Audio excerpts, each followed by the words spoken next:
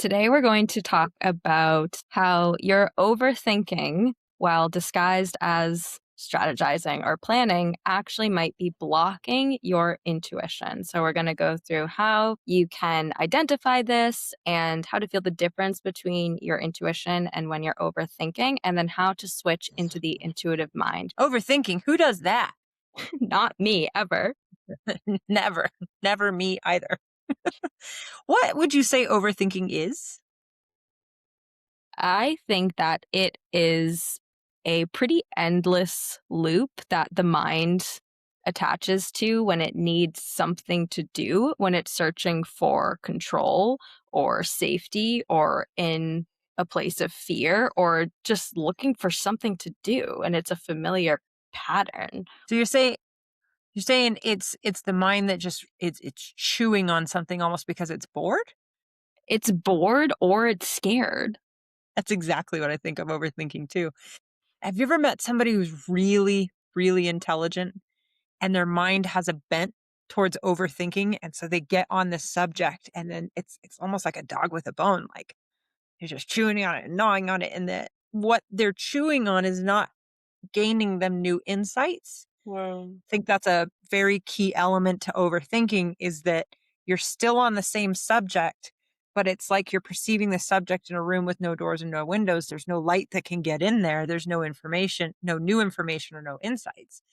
So the overthinking mind is just, it's stuck, but I would argue it doesn't even know that it's stuck because the overthinking feels like it's doing something. Oh, I'm planning, I'm strategizing, I'm thinking ahead, I'm thinking of catastrophic what if scenarios. Mhm. Exactly as you said, it's in the goal of feeling safe. A lot of people dip into that. I know that that was a big thing for me for my entire life. How can I plan for every scenario, every variable that I might not be able to see yet? So Mhm. if the variable goes this way, I'll be prepared here, here, and here. If it goes that way, I'll be prepared here, here, and here. So at any given variable, I would have 2 to 3 to 10 action steps already ready to go.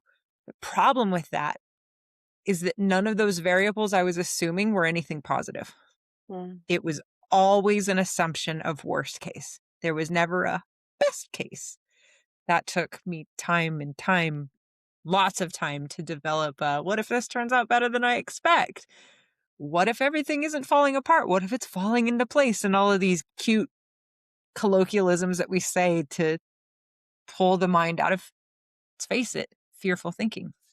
Right. It's either ruminating on the past or projecting into the future of, like you said, worst case scenarios. And it takes huge focus and intention to shift that into into best case scenario thinking. And for overthinking, I find it's easier for me to identify it in someone else. Like if you're on a phone with a friend and they're just running the same loop, same loop, same loop. And and you can feel how it's not serving them, and it's they can see the answer, but then it's like this huge loop trying to justify it or go around in the circle of it.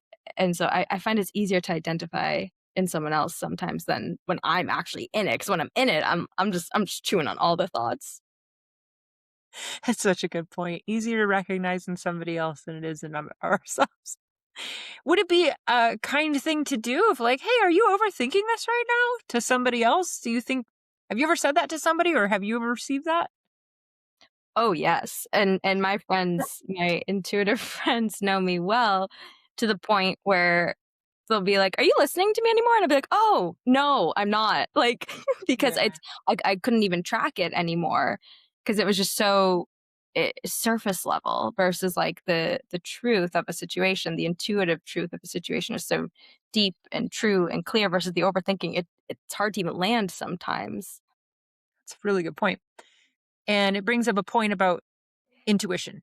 Intuition cannot be perceived from a position of the past, so past looking. Intuition is also not necessarily projecting into the future. A true intuitive insight happens in a mind that's in the present moment only. And that's such a key indicator because overthinking doesn't tend to live in the present moment. It tends to live in the past and it tends to live in the future. All in the what if something happens, and also what do you say that projection is of the past? Like, is it somebody trying Ruminating, to ruminating in the past, but what do you think they're looking for? Are they looking for a mistake? Are they looking for why trying do to we make do that? they're trying to make trying to make peace Yeah, of a situation that upset them in their mind by finding a solution within their mind that will make peace with the past. that's really wise. That's wow. And I feel like sometimes, like, how would you suggest diving into a past situation that didn't feel good and finding your quote unquote solution through an intuitive mind versus the overthinking mind? Because I feel like people can identify with, like, okay, I said this thing, I messed up, like, that was awful. And they'll try to justify something in their mind to make it feel better. But then it's like, it's overthinking, it's bringing them out of the present moment into the past. So, like, how would you access the intuitive mind to solve that past solution? You bet. A great question. Every single doorway into your intuition has to go through your emotions first.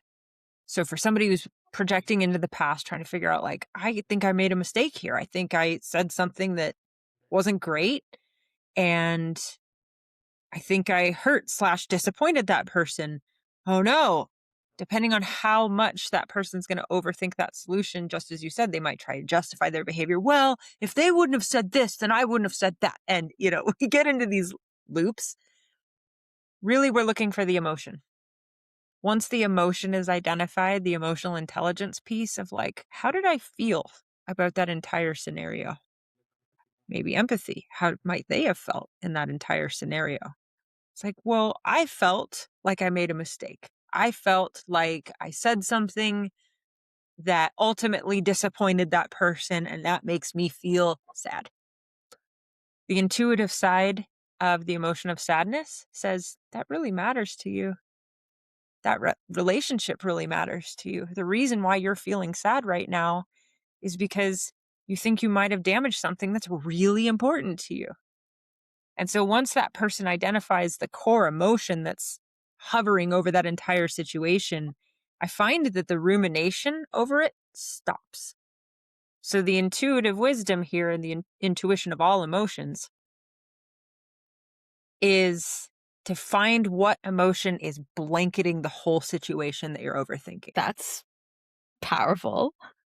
So to just feel the emotion from the past situation and extract the intuitive wisdom from said emotion. Mhm.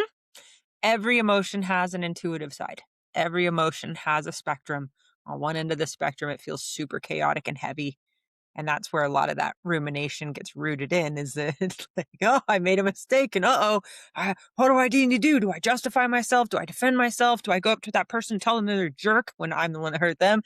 Or whatever it is. We do really funny stuff when we're stuck in a situation and we don't take the time to identify the emotion that's blanketing this situation.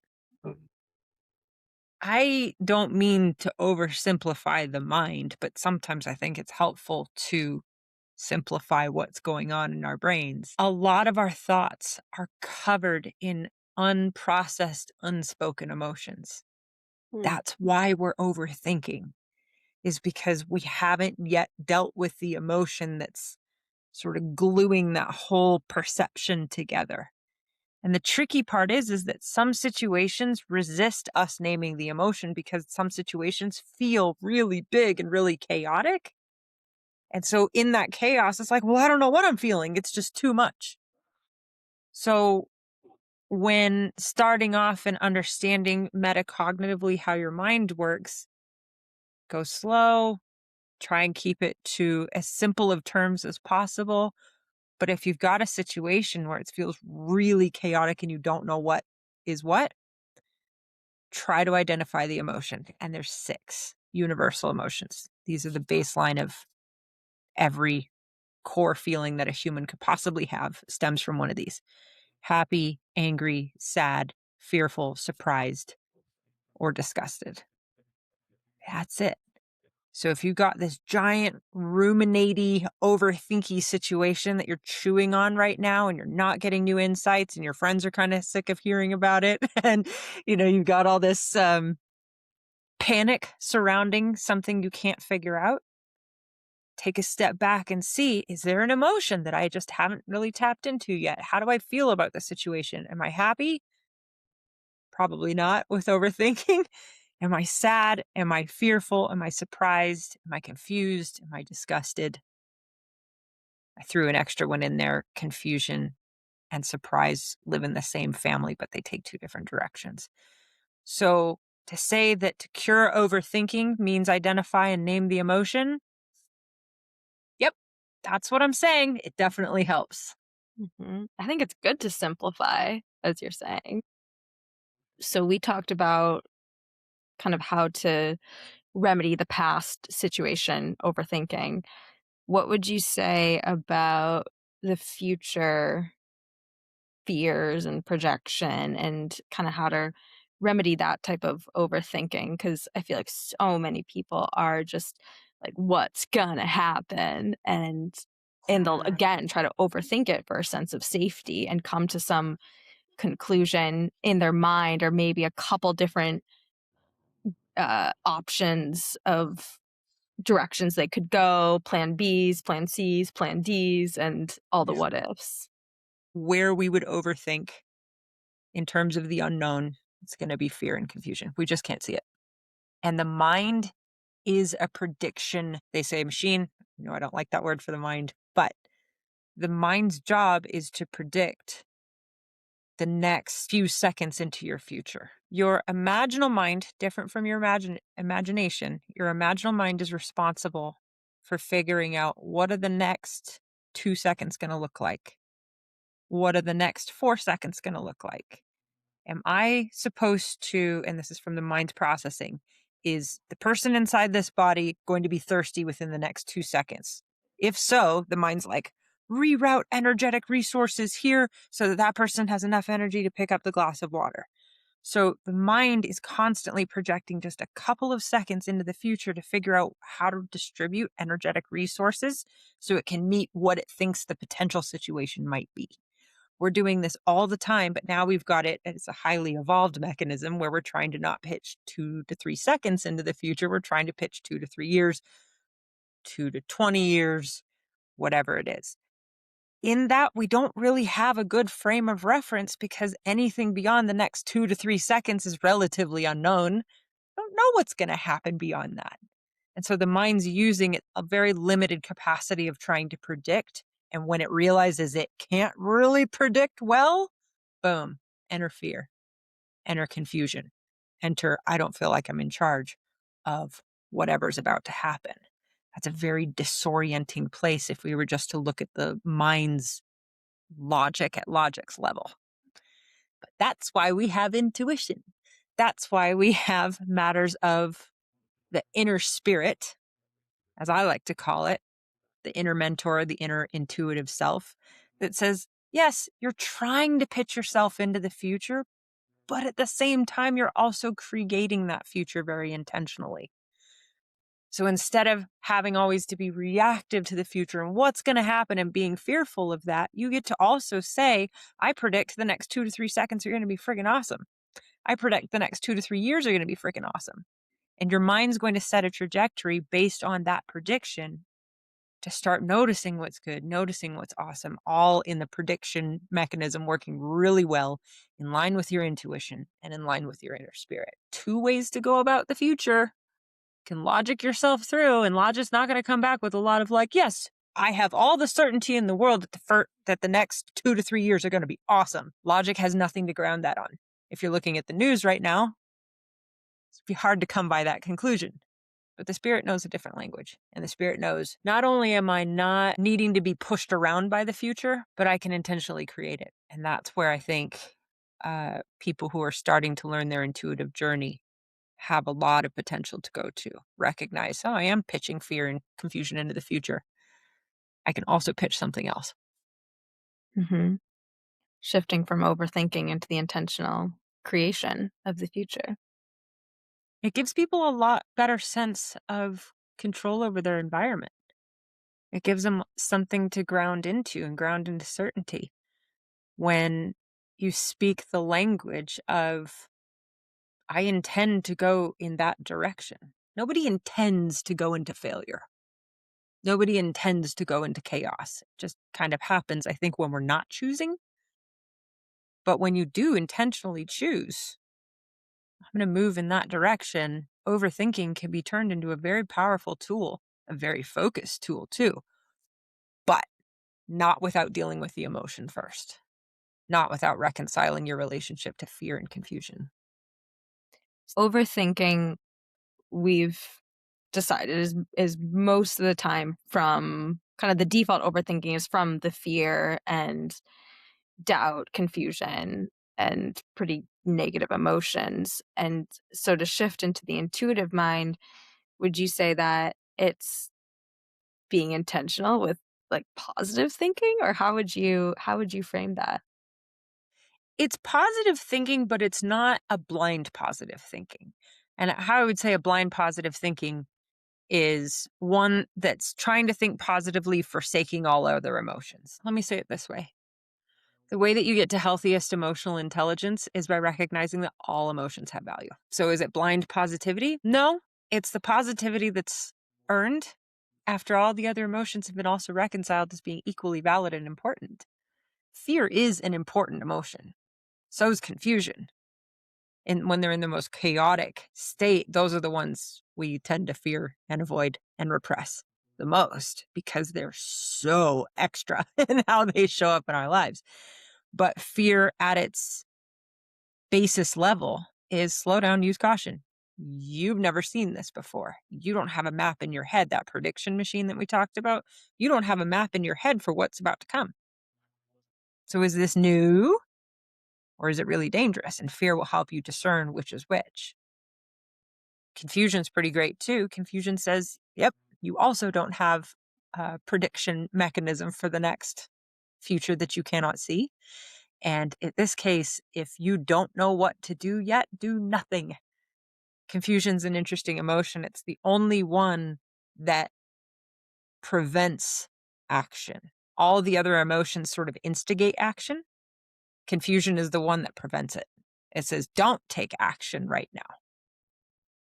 Fear moves us to make adjustments. Anger moves us to make boundaries. Disgust moves us to don't eat that. It might hurt you.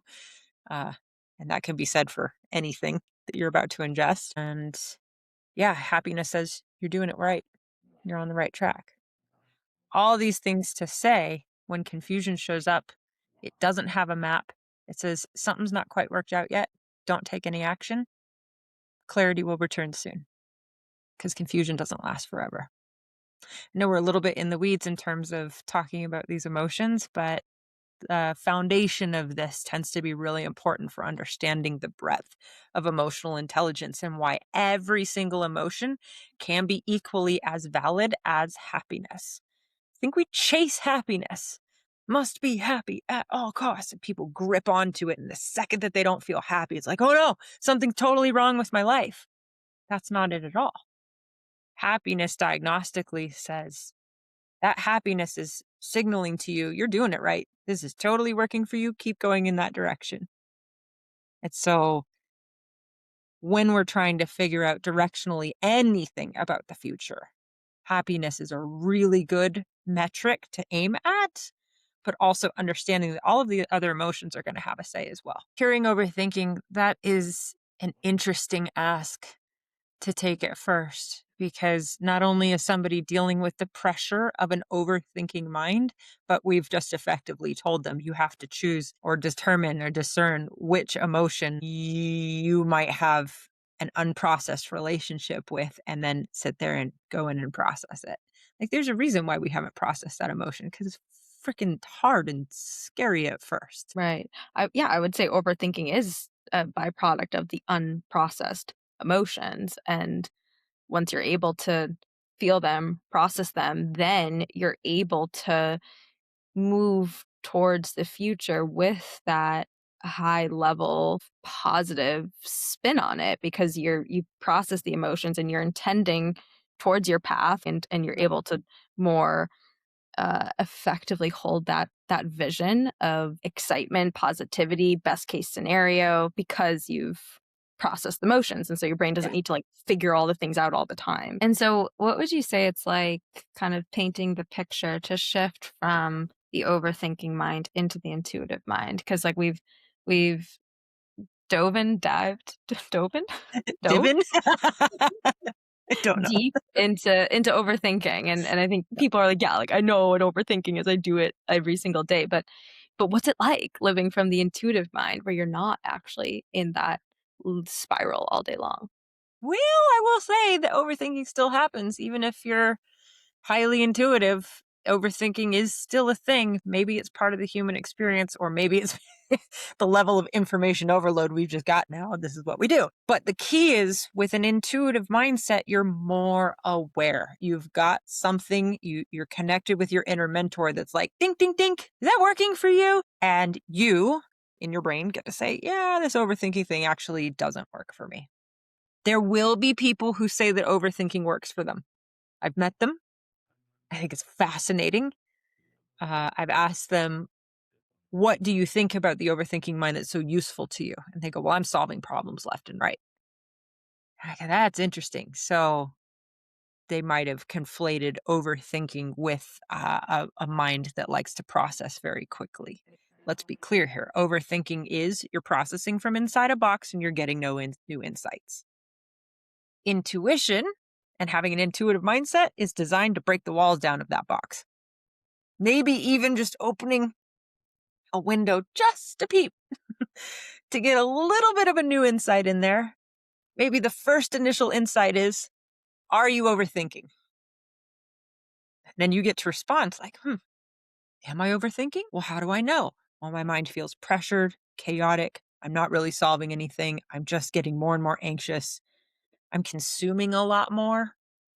I'm consuming my phone a lot more. I'm consuming stuff a lot more. Maybe I'm drinking a lot more because that overthinking comes with this coping mechanism type of thing as well. And so the intuition's going to peep that window up just a little bit more. Is this working for you? To which a really honest person would say, I don't think it's working for me, but I don't know how to do anything else. And then that window goes up just a little bit more. And then the intuition would say, what emotion are you feeling right now? Here's the fun part. Most people's brains will say, I'm not feeling any emotion right now. I'm just thinking. That's kind of the blinders that get installed on somebody's brain who's just over processing. They're actually cut off from most of their emotional realm. Sticking with it though, hopefully their intuition will be like, you are feeling an emotion. It's panic. It's fear. It's a loss of control. That's why you're overthinking. Interesting fact about emotions is that there's one emotion that doesn't overthink at all, and it's happiness. Happiness trusts the flow of life. Happiness just doesn't need to overthink much. It trusts the process. It says, I know I'm on the right track. I know I'm going in the direction that I need to go in. And even though I can't see what that future holds, I'm still good, I'm still being held. So the overthinking mind, if it can get introduced to a modicum of happiness, even for just 30 seconds, the overthinking turns way down. And then that person has the potential to feel something else in that moment. That's why we love experiences that bring joy so much. But I'd say for me, the shift from overthinking into the intuitive mind personally has been permission to just put it down, like whatever it is that I'm turning over in my head, like whether past or future, is just permissioning to put it down. And I see it visually when I'm in that, and it's so tight and cloudy and chaotic and bleh. And then permissioning to just kinda step out of that, and I see it going higher, just into the higher mind. And in the higher mind, the problem isn't necessarily solved, but it feels a lot better, and I don't have to process it through my mind. It just I'm stepping into a different perspective of it, where I don't have to be the one to figure it out and control it or futurize it or anything like that. And so That's really there's a wise. piece of just yeah. It's kind of funny that sometimes with the overthinking brain, you can beat it at its own game by giving it a different sentence to chew on. So if it's chewing on a problem ad nauseum, just gnawing on it, you can give it a sentence like, clearly I'm trying to control this whole scenario, brain. I'm aware I'm overthinking. And the sentence would be, I easily release all control. And the overthinking brain, it would react to that. What do you mean we're going to release all control? And at this point, you're talking metacognitively, reflexively to your thoughts. You're above your thoughts. That's that higher mind. And you're saying, yeah, this overthinking, this is just control in disguise. I'm not going to do it anymore. I easily release all control. When people say that, I've observed their nervous system flips from the autonomic, pressure filled, tight nervous system to the parasympathetic. It's like, say that in your mind right now. I easily release all control. And then notice your body. What did it do? Does it do anything for you, Hannah? Mm-hmm. What It do you feel? it it calms a little bit and gets a little bit more receptive and present. That's neat. Overthinking is also doubt in disguise. Doubt's not an emotion, it's a complex and a feeling. But overthinking is, I doubt that this is going to work out. I doubt that I have control. I doubt that anything good is going to happen. And so rumination, looping thoughts. You can also say, I easily release all doubt. And that overthinking mind just takes a beat, it takes a pause. And I'm telling you that people's nervous systems do shift into just a slightly more relaxed state because the mind is not pushing that nervous system or pushing that subconscious mind to just process, process, process, process. And then that's accessing your intuitive mind in that Yep. relaxed state. And speaking of doubt, I kind of want to touch on one last thing because I feel like with decisions and decision making is really when overthinking will come in. And so I feel like it's relevant to touch upon that and what happens in that state when someone's faced with a decision. I feel like that sparks so much overthinking and what ifs and doubt and lack of trust and worst case and all of that. And so, do you want to speak to that phenomenon a little bit? It's the jumbledness of all the things, the decisions has opened a door to many possibilities. I've heard it said that anxiety is not as much closely related to fear as it is paralysis from having too many options. So the brain's perceiving it could go this way or that way or this way or that way, and that creates an anxious feeling. Whenever there's just too much to sort through, just write it down. Get the thoughts out of your brain and onto paper. And again, it sounds super simple, but simple is best at this point. When you are facing a decision, do your best to put every thought that's running through your brain on a piece of paper. And then I would appeal to logic. I would appeal to an organized left brain approach of put that thing, everything you just wrote down in the pros and cons, put that thing in cost benefit analysis or whatever you've got to do to just get it slightly more organized. And then at that point, your intuition can come back in and say, all right, pros and cons list. Which way am I heading intuitively? And even if that list of cons list is quite big, the pros tend to outweigh it. Your intuition will say, you already know the direction you need to go. It's right there. You just got to clear your mind a little bit. Also, for our verbal processors out there, find a sounding board. Just talk to somebody who's not facing the same decision that you are. They're going to have a different perspective, and maybe they've already been through it. Wise counsel is really useful when there's confusion and panic and overthinking going on. I don't know what I do with decision making. Like, I definitely don't write a pros and cons list. You talk to people. Yeah, Mhm. I need to ride the emotional wave of it, Mhm. and it's good when someone reminds me or encourages me to feel feel the decision in my body because then I will usually be like, "Oh yeah, this one feels great and expansive and good and this one feels awful." And so for me it can sometimes not be logical. It's more of a feeling in my body. Yep. And spoken like a true right brainer. I love this. We're very much on brand right now with the pros and cons list versus feeling in the body. What I will say is that people who have the ability to put a situation in their body and feel if it's going to lead them into, does this help me to feel more expanded or does this feel more contracted? That's a very intuitive thing to do. Right brain and intuition are very closely linked. To wrap this up, I would say definitely bring some awareness to when you notice that you're in that overthinking mind, when your thoughts are racing, when things feel chaotic or contracted, and allow your intuition to guide the process if there is an emotion that might you might be ignoring and might need to be processed, and it could be as quick as 90 seconds, so don't be fearful of it, and then set your intentions of the highest outcome possible for the future and allow yourself to start shifting into that intuitive mindset. And for anyone who wants more practice with this, especially around the emotional intelligence and the intricacies and the nuances with the wisdom behind each of these emotions, we have an 8-week program, intuitive led emotional intelligence, and that is on intuitionmindset.com. You can book a discovery call for that. And in the session, we can dive into what emotion you might have unprocessed that is, well, let's say this once processed, it'll speed track your intuition. 100%. Absolutely. Can't tell you how many times somebody's unblocked one tiny emotion that was dragging them down. And then all this intuitive insight and wisdom came flooding in. That's such a fun moment to watch. Easy Ab- peasy. Absolutely. And your emotions are so much smarter than you think. Yeah, I'll just leave that right there. Till next time.